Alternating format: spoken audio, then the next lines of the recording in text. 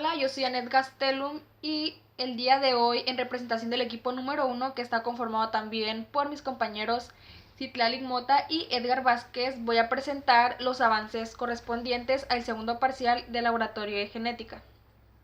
El tema sobre el cual estamos trabajando nosotros es el cáncer de mama, pero en esta ocasión el eje central será describir la técnica molecular que se utilizará para la identificación de los genes BRCA1 y BRCA2, que son los genes de susceptibilidad al cáncer de mama. Antes de adentrarnos a la técnica molecular a describir, considero importante recapitular de manera breve algunas generalidades del cáncer de mama, así como también un pequeño recordatorio sobre cuál fue nuestro enfoque, el enfoque que elegimos para nuestro laboratorio. Como ya se había comentado, el cáncer de mama es un tipo de cáncer que se origina cuando las células mamarias empiezan a crecer sin control, el cual en algunos casos se le ha asociado a mutaciones en genes que se encargan de la reparación del DNA dañado, así como también genes supresores de tumores, como el BRCA1 y BRCA2 ya antes mencionados.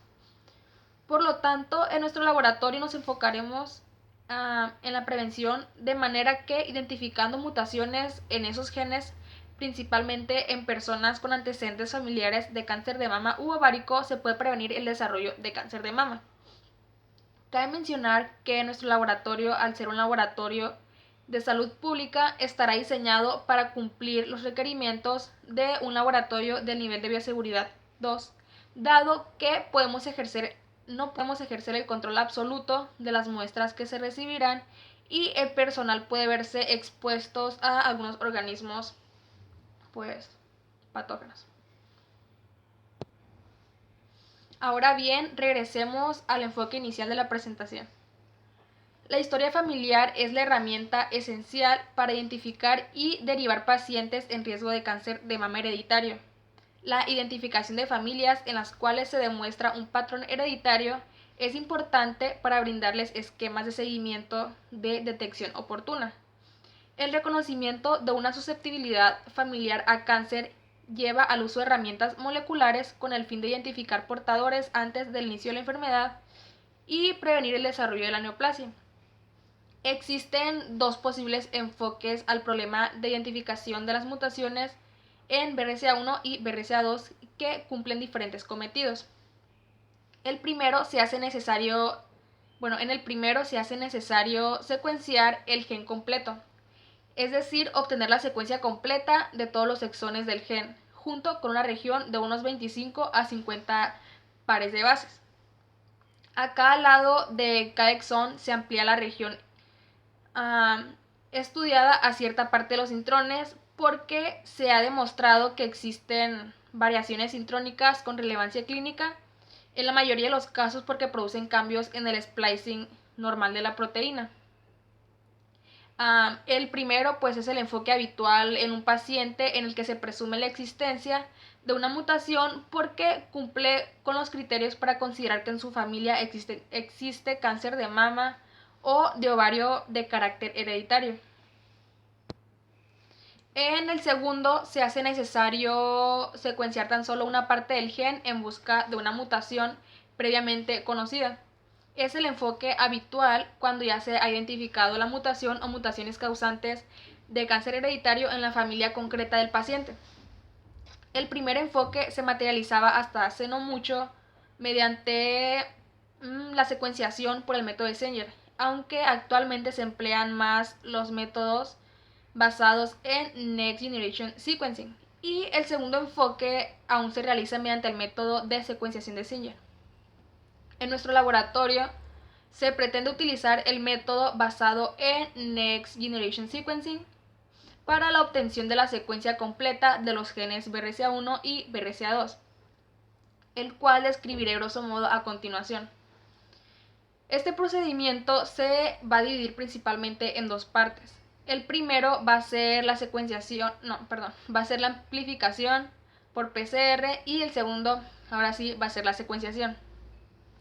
En primera instancia, se necesitan definir las regiones que se requieren para secuenciar para su posterior estudio. Y se deben cubrir todos los exones de los genes BRCA1 y BRCA2 junto con una región adyacente a cada límite de los exones. Entonces se usará un kit de primers o cebadores para la PCR adecuado al fin perseguido. Como en nuestro caso es necesario manejar exones de gran tamaño, se utilizan también primers que nos darán productos de ciertos fragmentos de cada exón. Y en el diseño de los cebadores se debe tener un especial cuidado en que estos sean complementarios de secuencias específicas de los extremos de la región que se desea amplificar. Pero antes de la amplificación mediante PCR se debe evaluar la integridad del ADN y cuantificar el mismo. Luego el ADN se fragmenta hasta un tamaño de aproximadamente 2 kilobases mediante un ultrasonicador, tras lo que se realiza la amplificación mediante PCR en un termociclador. Tras ello, los productos de la PCR, que también son llamados amplicones, se purifican en una columna y se cuantifican mediante un fluorómetro. Luego, los amplicones son sometidos a un proceso de reparación de los extremos fosforilados y ligados mediante enzimas específicas. Y estos se fragmentan hasta un tamaño de entre 250 y 400 pares de bases. Luego, la siguiente parte, por así decirlo, para la construcción de la librería y secuenciación, primero los amplicones fragmentados se ordenan en los pocillos de una placa microtituladora y se reparan sus extremos, se fosforilan y se les añade una cola de adenosina para prepararlos para la unión de los adaptadores de secuenciación en una nueva amplificación mediante PCR, utilizando estos adaptadores como primers, que esos primers están marcados con una secuencia de nucleótidos específica de cada muestra. Entre los pasos enzimáticos de construcción de la librería se purifican las muestras mediante bolitas magnéticas que se encuentran impregnadas en cebadores. Y una vez llevado a cabo el proceso, se procede a la secuenciación de las muestras siguiendo el protocolo del aparato que se utilizará. Ya obtenidas las lecturas del secuenciador, estas se van a procesar mediante un programa informático donde las secuencias obtenidas se van a comparar con la secuencia homóloga de una base de datos que previamente ya pues se tiene preparada. Finalmente, ya teniendo los resultados de la prueba de detección de mutaciones en BRCA1 y BRCA2, se procederá a interpretar los resultados obtenidos, donde estos pueden ser pues 3 posibles resultados, eventos.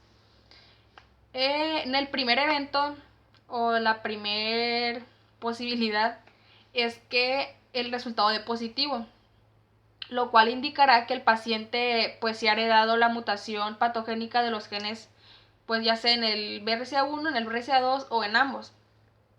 Es importante mencionar que no es posible predecir si el paciente padecerá cáncer de mama ni cuándo, pero como ya sabemos que, bueno, el paciente ya sabrá que si tiene la mutación, puede estar indicado a un programa de detección precoz intensificado, lo cual quiere decir que pues va a ir cada cierto tiempo a hacerse pues pruebas para ver si ya está desarrollando la enfermedad o bueno o la práctica de cirugía preventiva. La otra posibilidad, obviamente, es que dé negativo, lo cual nos indica que no se ha hallado ninguna mutación patogénica. Y la tercera posibilidad es que el resultado sea ambiguo o indeterminado. ¿Qué quiere decir esto? Que en este caso sí se ha encontrado una mutación en BRCA1 o en BRCA2 o en ambos.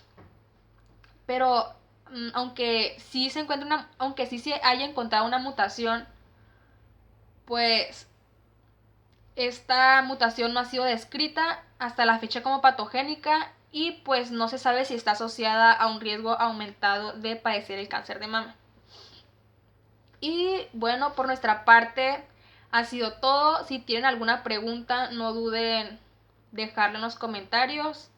Y muchas gracias.